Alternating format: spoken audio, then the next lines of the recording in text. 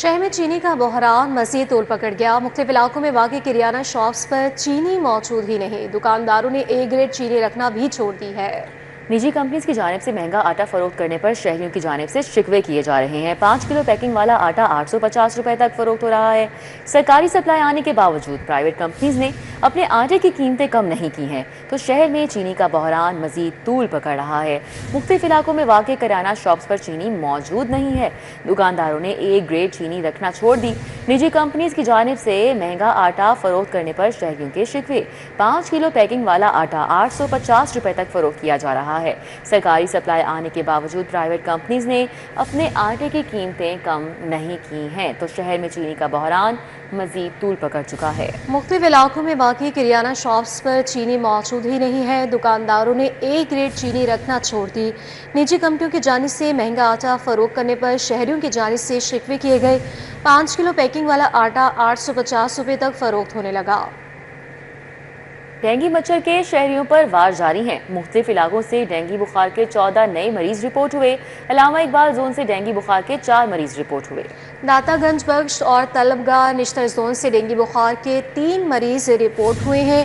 عزیز بھٹی zone سے dengue بخار کے 1 مریض کی تصدیق کی گئی اور شہر میں رواں برس ڈینگی بخار کے مریضوں کی مجموعی تعداد 128 ہو گئی ہے۔ ڈینگی مچھر کے شہریوں پر وار تاحال جاری ہے۔ مختلف علاقوں کی بات کی جائے تو مختلف علاقوں سے ڈینگی بخار کے 14 نئے مریض رپورٹ ہو چکے۔ علامہ اقبال زون سے ڈینگی بخار کے 4 مریض رپورٹ ہوئے۔ عزیز بھٹی زون سے ڈینگی بخار کے 1 مریض کی تصدیق کی گئی ہے۔ داتا گنج بخش اور نشتر زون سے ڈینگی بخار کے 3 مریض رپورٹ ہوئے ہیں، جبکہ شہر میں رواں برس ڈینگی بخار کے مریضوں کی مجموعی تعداد 128 ہو گئی ہے۔ مختلف علاقوں سے ڈینگی بخار کے 14 نئے مریض رپورٹ ہو گئے۔ علامہ اقبال زون سے ڈینگی بخار کے 4 مریض رپورٹ ہوئے ہیں۔ ڈینگی مچھر کے شہریوں پر وار تاحال جاری ہے۔ عزیز بھٹی زون سے ڈینگی بخار کے 1 مریض کی تصدیق کی گئی ہے، جبکہ شہر میں رواں برس ڈینگی بخار کے مریضوں کی مجموعی تعداد 128 ہو گئی۔ تھیم پارک سوسائٹی موہلنوال اور ملحقہ علاقوں میں راوی کا پانی جمع ہے۔ سوسائٹی کی 10,000 سے زائد رہائشی بے رحم موجوں سے متاثر ہوئے ہیں۔ سوسائٹی کے گھر، سڑکیں زیر آب، مکین گیس اور بجلی سے محروم ہیں۔ سیلاب متاثرین کے پاس کھانے پینے کی اشیاء بھی موجود نہیں ہیں۔ خواتین اور بچے اونچے مقامات پر کھلے آسمان تلے رہنے پر مجبور ہیں۔ عثمان خادم کمبو ہے وہاں پر، ان سے صورتحال پر اپڈیٹ لیں گے۔ جی عثمان۔ جی بالکل، میں اس وقت تھیم پارک کی سوسائٹی میں موجود ہوں۔ تھیم پارک سوسائٹی جو ہے وہ دریائے راوی میں آنے والے سیلاب سے متاثر ہوئی۔ بند ٹوٹنے کے بعد یہ پورا علاقہ زیر آب آ گیا۔ ابھی بھی یہاں پہ 5 سے 6 فٹ تک پانی موجود ہے۔ سینکڑوں گھر زیر آب ہیں، لوگوں کا فرنیچر ان میں ڈوب چکا ہے۔ جن لوگوں کے گھر کا سیکنڈ پورشن موجود تھا وہ اپنے دوسرے پورشن کے اوپر پناہ لیے ہوئے ہیں، اور جن لوگوں کا گھر صرف ایک پورشن پر مشتمل تھا وہ اپنے عزیز و اقارب کے پاس یا تو شفٹ ہو چکے ہیں، یا پھر جس جگہ پہ میں کھڑا ہوں یہ اونچی جگہ ہے، اونچی سڑک ہے، یہاں پہ چارپائیاں رکھ کے کھلے آسمان تلے زندگی گزارنے پہ مجبور ہیں۔ چھوٹے بچے اور خواتین یہاں پہ موجود ہیں۔ کھانے پینے کی کوئی سہولت یہاں پہ فراہم نہیں کی گئی انتظامیہ کی جانب سے۔ بجلی مکمل طور پہ پچھلے 15 دن سے بند ہے۔ گیس کی سہولت یہاں پہ موجود ہی نہیں ہے، اور سارا سامان اور قیمتی اشیاء بہہ جانے کے باعث لوگوں کے پاس پیسے بھی نہیں بچے ہیں کہ وہ اپنے لیے کوئی چیز لا سکیں۔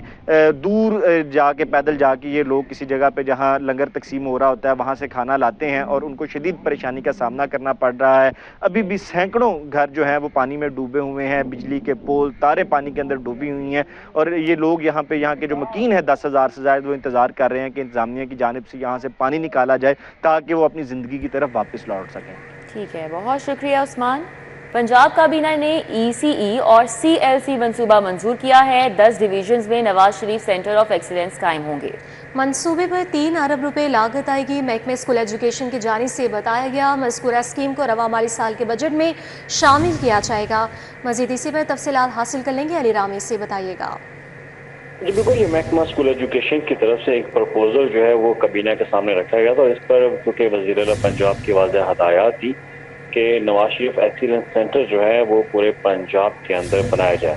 اور اس سے پہلے آپ نے دیکھا ہوگا کہ جب شہباز شریف کا دور حکومت تھا تو اس وقت دانش اسکول سسٹم جو ہے وہ لانچ کیا گیا تھا، لیکن اب Nawaz Sharif centre of excellence جو ہے وہ بنائے جا رہے ہیں، اور اس کے لیے 3 ارب روپے کی ڈیمانڈ جو ہے وہ محکمہ اسکول ایجوکیشن کے حکام کی طرف سے کی گئی کہ رواں مالی سال کے بجٹ میں یہ سپلیمنٹری گرانٹ کے طور پر اس کو اپروو جو ہے وہ کر دیا جائے۔ تو اس پر کابینہ کی طرف سے اپروول جو ہے وہ دے دی گئی ہے، اور اب 3 ارب روپے کا بجٹ جو ہے وہ رواں مالی سال میں ہی اس منصوبے کے لیے دیا جائے گا. حالانکہ ایلوکیشن جو ہے وہ بجٹ میں نہیں تھی، لیکن اس پر کابینہ نے اپنے اختیارات کا استعمال کیا اور یہ فنڈ جو ہے وہ اپروو کیا. اب اس سے ہوگا کیا کہ دانش اسکول کی طرز پر نواز شریف ایکسیلنس سینٹرز جو ہیں وہ قائم کیے جائیں گے، لیبس جو ہے وہ قائم کی جائیں گے جہاں بچوں کو تربیت اور جدید معاملات یعنی ٹیکنالوجی کے اوپر ان کو ایجوکیشن جو ہے وہ فراہم کی جائے گی. جی ٹھیک ہے، بہت شکریہ علی رامے. پنجاب حکومت کی 200 آفٹرنون سکولز کو اپ گریڈ کرنے کی منظوری. ہائی لیول تک سکولز کی اپ گریڈیشن دی جائے گی. سکولوں کی اپ گریڈیشن پر 47 کروڑ روپے سے زائد کے فنڈز خرچ کیے جائیں گے. اپ گریڈ ہونے والوں میں 64 سکول پائلٹ پروجیکٹ کے تحت شامل کیے گئے ہیں. جنید ریاض ہمارے ساتھ ہیں، ان سے بات کر لیتے ہیں اس حوالے سے. جی جنید، آگاہ کیجیے گا. جی، ایک طرف تو 5000 سے زائد آفٹرنون اسکول بند کرنے پر غور کیا جا رہا ہے، جو دوسری طرف ہے وہ 200 اسکولوں کو جو ہے اپ گریڈیشن کی بھی منظوری دے دی ہے، جس کے اوپر 47 کروڑ سے زائد کے فنڈ خرچ ہوں گے. اپ گریڈ ہونے والے 64 اسکول پائلٹ پروجیکٹ کے تحت شامل کیے جائیں گے. اپ گریڈیشن میں 136 نئے اسکولوں کو بھی شامل کیا جائے گا. محکمہ خزانہ نے اپ گریڈیشن کے لیے پہلے مرحلے میں 10 کروڑ روپے کے فنڈ بھی جاری کر دیے ہیں. منصوبے کی مدت 1 اپریل 2025 سے 30 جون 2027 تک ہوگی. اساتذہ کی بھرتی اور تنخواہوں کی ادائیگی کے لیے بھی گائیڈ لائن جاری کر دی گئی ہے. ڈسٹرکٹ ایجوکیشن اتھارٹیز کو فنڈ کے استعمال کی رپورٹ پیش کرنے کا حکم بھی جاری کر دیا گیا ہے. جی ٹھیک ہے، بہت شکریہ جنید ریاض آپ کا. جعلی انرولمنٹ اور اساتذہ کی بوگس بھرتیاں. 5000 سے زائد آفٹر سکول بند کرنے پر غور کیا جا رہا ہے. رواں مالی سال میں آفٹرنون سکول کے لیے فنڈز بھی محدود کیے گئے ہیں. صوبے بھر میں آفٹرنون سکولز کی تعداد 7500 ہے. ذرائع کے مطابق یہ بتایا گیا ہے کہ مذکورہ تمام سکولوں میں سے صرف 1500 رکھے جائیں گے. صرف 14 ڈسٹرکٹ میں ہی آفٹرنون سکولوں کو برقرار رکھا جائے گا. شہر میں صرف 60 سکولوں میں ڈبل شفٹ برقرار رکھی جائے گی. جعلی انرولمنٹ اور اساتذہ کی بوگس بھرتیاں 5000 سے زائد آفٹر سکول بند کرنے پر غور کیا جا رہا ہے اور رواں مالی سال میں آفٹرنون سکول کے لیے فنڈز بھی محدود کر دیے گئے ہیں. صوبے بھر میں آفٹرنون سکولز کی تعداد 7500 ہے. مذکورہ تمام سکولوں میں سے صرف 1500 رکھے جائیں گے. صرف 14 ڈسٹرکٹ میں ہی آفٹرنون سکولوں کو برقرار رکھا جائے گا. شہر میں 60 سکولوں میں ڈبل شفٹ برقرار رکھی جائے گی. جعلی انرولمنٹ اور اساتذہ کی بوگس بھرتیاں 5000 سے زائد آفٹر سکول بند کرنے پر غور کیا جا رہا ہے، جبکہ رواں مالی سال میں آفٹر نون سکول کے لیے فنڈز بھی محدود کر دیے گئے ہیں. پاکستان کے لاوارث بچوں، بزرگوں اور فیملیز سے ملوانے کا مشن سیف سٹی کا لاوارث بچوں اور بزرگوں کی فیملیز کی تلاش کے لیے جدید ٹیکنالوجی کا استعمال جاری ہے. سیف سٹیز نے پاکستان کے مختلف فلاحی اداروں میں مقیم 1650 افراد کی تفصیلات آن لائن کی ہیں. پبلک سیفٹی ایپ پر لاوارث افراد کی تصاویر اور معلومات دستیاب ہیں. اس حوالے سے مزید بتا رہے ہیں وقاص احمد. جی وقاص. بالکل، سیف سٹیز کے ریکارڈ کے مطابق اب تک 1650 ایسے افراد ہیں جن میں بچوں کی بھی بڑی تعداد شامل ہے، جو کہ مختلف پناہ گاہوں میں، یتیم خانوں میں کئی سالوں سے مقیم ہے اور ان کے لواحقین سے ان کا رابطہ نہیں ہو پا رہا. سیف سٹیز کی طرف سے ایک ایفرٹ کی گئی ہے کہ ایسے تمام افراد کو ان کے لواحقین سے ملوایا جائے اور اس کے لیے ایک ڈیجیٹل پلیٹ فارم بھی استعمال کیا جا رہا ہے. صدرہ اکرام ہمارے ساتھ موجود ہیں. یہ سیف سٹی کا جو سینٹر ہے اس کی انچارج بھی ہیں، ان سے ہم بات کریں گے. جی بالکل سر، ہم نے جب اس پہ ورکنگ سٹارٹ کی، شروع میں یہ لاسٹ اینڈ فاؤنڈ تھا سینٹر تھا، پھر ضرورت کو محسوس کیا گیا کہ پورے پنجاب کے ڈیٹا کو سینٹرلائز کیا جائے، ایک جگہ پہ ڈیٹا ہوئے. سیالکوٹ سے اگر کسی کا بچہ گم ہوا ہے، اگر لاہور میں اگر وہ ٹریول کر کے آ گیا، کراچی سے کوئی بچہ گم ہوا ہے لاہور آ گیا، یا پنجاب کے پاکستان کے کسی اور صوبے میں چلا گیا، تو ایک جگہ ڈیٹا سینٹرلائز ہو اور ڈیٹا پہ کام ہو. آج جو سب سے پاورفل سورس ہے وہ ہمارا ڈیٹا ہے. ڈیٹا پہ آپ کچھ بھی کر سکتے ہیں. اب ڈیٹا کی بیس پہ جو ہم نے انالیسس کیا، پورے پنجاب سے 70 سے 72 بچے مختلف اضلاع سے، مختلف جگہوں سے جو ہے وہ گم جاتے تھے. ان میں سے 30 سے 35 بچے ہمیں مختلف جگہوں سے ملتے بھی تھے، اور ان میں سے زیادہ تر بچے وہی ہوتے تھے جن کی گمشدگی کی کال ہمارے پاس پہلے سے آئی ہوتی تھی. اب اس ڈیٹا کو میچ کرنے کے لیے کیا جو بچہ سیالکوٹ سے گم ہو کے قصور آ گیا، لاہور آ گیا، وہ وہی بچہ جس کی گمشدگی کی کال ادھر آئی ہے. اس ڈیٹا کو میچ کرنے کے لیے سسٹم میں AI انسٹال کر دی.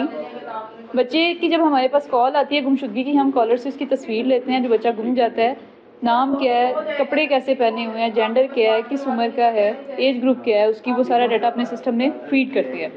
اسی طرح سے جس کو لاوارث بچہ ملتا ہے اس سے بھی وہی ڈیٹا دیتے ہیں کہ بچہ جو آپ کو ملا ہے اس کی عمر کتنی ہے، کیسے کپڑے پہنے ہوئے ہیں، اس کی تصویر کے ساتھ یہ ڈیٹا ہمارے ساتھ شیئر کرتے ہیں. وہ پورا ایک کیس جنریٹ کرتا ہے. پھر ہم نے ایک پریکٹس جو سامنے آئی کہ جو بچے گھومتے ہیں وہ کسی نہ کسی ادارے میں مقیم ہوتے ہیں. اب ایک انویسٹیگیشن آفیسر ہے وہ بیچارہ سارے اداروں میں فزیکلی وزٹ کر کے ان کو چیک نہیں کر سکتا. 190 آرگنائزیشن کو رجسٹر کیا اپنے پاس ایز اے پارٹنر. وہ ہمارے پارٹنر ہے. ان کے پاس جتنے بھی بچے جو گمشدگی کی حالت میں ان کے پاس آتے ہیں وہ ہمارے پاس، ہم نے ان سے ڈاٹا لیا. ہم نے ان بچوں سے جب انٹرویو کیا، ہمارے 23 اضلاع میں اسمارٹ سیف سٹیز پروجیکٹ کو انسٹال کیا گیا. اب وہاں پہ ہمارے managers, assistant manager, police communication officer, وہ پوری پولیس کی hierarchy, S P, S S P, D S P وہاں پر بیٹھے ہوئے ہیں. اب ہم نے وہاں کے سٹاف کو، پولیس کمیونیکیشن آفیسر کو ایک ری یونیفیکیشن ٹیم بنائی پورے پنجاب سے، اور ایک اضلاع سے وہ ان بچوں سے ان اداروں میں جا کے انٹرویوز کرتے ہیں. اگر بچہ اپنے بارے میں کوئی کلو بتا دیتا ہے کہ میں اس جگہ سے، اس ایریے سے ہوں، میرا باپ یہ کام کرتا ہے، میری والدہ کا نام یہ ہے، ہم پولیس کو اس ایریے میں ڈسپیچ کرتے ہیں. پولیس جا کے چیک کرتی ہے، اگر وہ فیملی وہاں سے چلی گئی ہے یا کوئی کلو نہیں ملتا تو میرا پیارا کے نام سے ہمارے سوشل میڈیا پلیٹ فارمز پر پیجز ہیں، ہم اس پہ اس کی ویڈیو کو اپلوڈ کرتے ہیں. ٹھیک ہے جی، بہت شکریہ. آپ نے گفتگو سنی میڈم کی. ان کا یہی کہنا ہے کہ ڈیفینیٹلی یہ ایک سماجی ذمہ داری بھی ہے ہر شخص کی کہ اس کاز میں پولیس کے ساتھ تعاون کرے. جی ٹھیک ہے، بہت شکریہ وقاص احمد آپ کا. آن لائن جوا ایپس کی پروموشن کا یہ کیس ہے. یوٹیوبر سعد الرحمان کے مینیجر کو گرفتار کیا گیا ہے. دبئی سے 7 کلو چاندی سلور بار بلین اسمگل کرنے کا یہ مقدمہ ہے. عدالت کا ملزم محمد شفیع کے بعد گرفتاری ضمانت منظور کرنے کا حکم جاری کیا گیا. عدالت نے ملزم کو 5 لاکھ کے ضمانتی مچل کے جمع کرانے کا حکم دیا تھا. کسٹم کورٹ نمبر 2 کے جج احمد نواز خان نے کیس کی سماعت کی. اس حوالے سے بات کریں گے جمال الدین جمالی سے. جی جمال الدین جمالی. جی بالکل. ملزم شفیق پر الزام ہے کہ وہ دبئی سے 7 کلو اعلیٰ قسم کی چاندی جو ہے غیر قانونی طور پر پاکستان لے کے آیا. لاہور ایئرپورٹ پر گرفتار ہوا. ملزم نے اپنے جسم کے ساتھ جو ہے چاندی کے 1-1 کلو کے جو پلیٹس تھی وہ باندھ رکھی تھی، اور یہ اعلیٰ قسم کی کوالٹی تھی. سلور بار بلین یہ اس کی قسم کی یہ چاندی تھی اعلیٰ قسم کی، جس کی مالیت جو ہے 26 لاکھ سے زائد پاکستانی روپوں میں تھی، جبکہ $9,000 سے زائد اس کی جو مالیت تھی ڈالرز میں. وکیل نے موقف اختیار کیا کہ جو $10,000 مالیت سے زیادہ کی اشیاء ہیں اسمگل ہوتی ہیں وہ ناقابل ضمانت جرم ہوتا ہے، مگر اس اسمگل شدہ چاندی کی مالیت ڈالرز میں $9,000 اور کچھ ہے اور $10,000 سے کم ہے، تو یہ قابل ضمانت ہے، ضمانت منظور کی جائے. عدالت نے دلائل کے بعد جو ہے ضمانت منظور کر لی. ملزم کی جانب سے مزمل عتیق ایڈوکیٹ نے دلائل دیے اور عدالت نے ملزم کو رہائی کے لیے 5 لاکھ کے ضمانتی مچل کے جمع کرانے کا حکم دیا. ملزم جو ہے اس نے قومی خزانے میں کو 9 لاکھ سے زائد کا جو اس پہ کسٹم ڈیوٹی ٹیکس بنتا تھا وہ نہیں دیا، اور ملزم نے قومی خزانے کو نقصان پہنچایا. اس پر کسٹم حکام نے اس خلاف FIR درج کی اور یہ گرفتار ہوا، اور اس کے بعد اب ضمانت اس کی منظور کی گئی ہے. بہت ہی ٹیکنیکل معاملے پر نقطے پر اس کی ضمانت منظور ہوئی ہے. یہ جو ہے $10,000 جو ناقابل ضمانت معاملہ ہے اس سے کچھ ہی کم رقم مالیت کی یہ چاندی تھی. 7 کلو چاندی جو دبئی سے لایا تھا، اور $10,000 سے کم ہونے کی بنیاد پر اس کی جو ضمانت ہے وہ عدالت نے منظور کر لیا. جی ٹھیک ہے، بہت شکریہ جمال الدین جمالی آپ کا. بچوں کے فیس بک اور ٹک ٹاک استعمال کرنے پر پابندی کے لیے لاہور ہائی کورٹ سے رجوع. درخواست شہری اعظم بٹ نامی کی جانب سے لاہور ہائی کورٹ میں دائر کی گئی. درخواست میں وفاقی حکومت PTI سمیت دیگر کو فریق بنایا گیا ہے. بچے فیس بک اور ٹک ٹاک پر نامناسب مواد دیکھتے ہیں. درخواست گزار کی جانب سے یہ کہا گیا کہ نامناسب مواد دیکھ کر بچوں کی تعلیمی سرگرمیاں متاثر ہو رہی ہیں. مزید جان لیں گے، ملک اشرف سے بتائیے گا. جی بالکل. بچوں کی فیس بک اور ٹک ٹاک استعمال کرنے پر پابندی کے لیے لاہور ہائی کورٹ میں ایک درخواست دائر کی گئی ہے، اور امکان ظاہر کیا جا رہا ہے کہ لاہور ہائی کورٹ کا سنگل بینچ اس درخواست پر 15 ستمبر کو پیر کے روز ارجنٹ کیس کے حیثیت سے سماعت کرے گا. یہ درخواست جو ہے وہ ایک شہری ہیں جن کی جانب سے یہ دائر کی گئی ہے، اور ان کا جو نام ہے وہ اعظم بٹ ہے.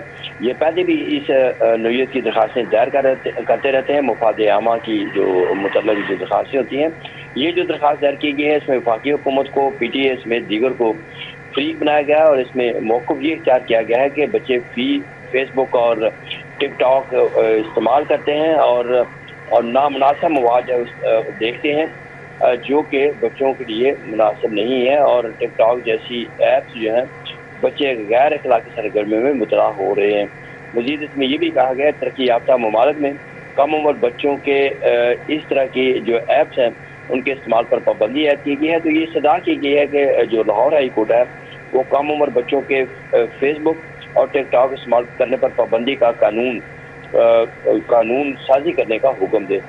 جی ٹھیک ہے ملک اشرف، اس حوالے سے بھی بتائے گا کہ ہائی کورٹ میں لٹریسی ڈپارٹمنٹ کے ملازمین کو مستقل نہ کرنے کے خلاف درخواست سماعت کے لیے مقرر کی گئی ہے، اس حوالے سے کیا ڈیٹیلز ہیں آپ کے پاس؟